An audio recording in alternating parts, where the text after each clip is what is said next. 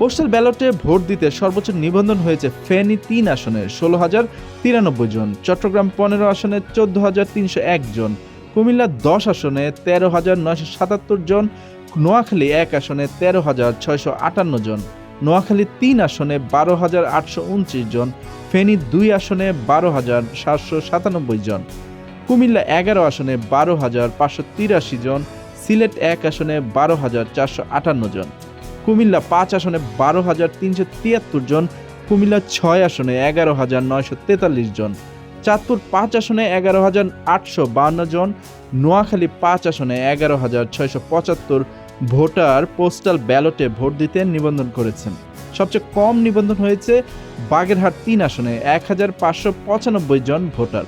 প্রবাসীদের মধ্যে সৌদি আরব থেকে সর্বোচ্চ ২,৩৯,১৮৬ জন পোস্টাল ভোটার মাধ্যমে নিবন্ধন করেছেন। এরপর মালয়েশিয়া থেকে ৮৪,২৯২ এবং কাতার থেকে ৭৬,১৩৯ জন ভোটার নিবন্ধিত হয়েছে।